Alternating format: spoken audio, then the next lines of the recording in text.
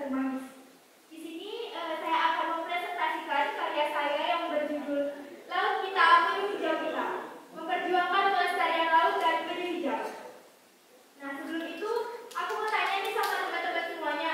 Di sini ada yang sudah pernah melihat penyu hijau? Mungkin terlihat secara langsung? Ya. Oke. Jadi sejujurnya saya juga belum pernah melihat penyu hijau secara langsung ya.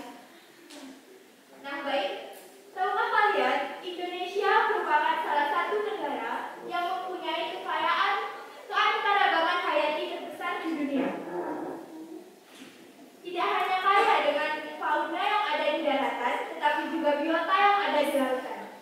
Nah, salah satu biota menakjubkan yang ada di Indonesia adalah penyu hijau.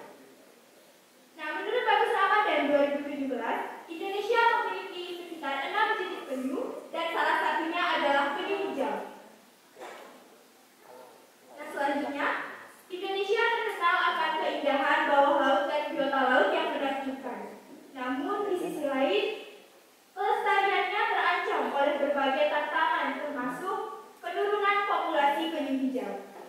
Penyu hijau atau Selonia midas adalah spesies yang penting dalam menjaga keseimbangan kelestarian ekosistem laut.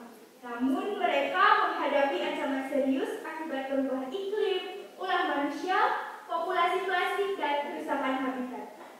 Oleh karena itu, penting bagi kita untuk menjaga kelestarian laut dan penyu hijau agar dapat memastikan masa depan spesies ini dan ekosistem laut yang lebih luas. Nah, di sini rumusan masalah yang saya ambil yaitu ada 2. Yang pertama, apa yang menyebabkan populasi penyu hijau yang terancam? Yang kedua, upaya apa yang dapat kita lakukan untuk menjaga kelestarian laut dan penyu hijau? Nah, dari rumusan masalah tadi dapat dipaparkan beberapa pembahasan, yaitu yang pertama, adanya perdagangan penyu secara ilegal baik dalam bentuk telur, daging maupun bagian tubuhnya. Nah, dilansir dari laman wordpress.com 2017 bahwa penyu hijau adalah salah satu penyu yang sering diperdagangkan dagingnya.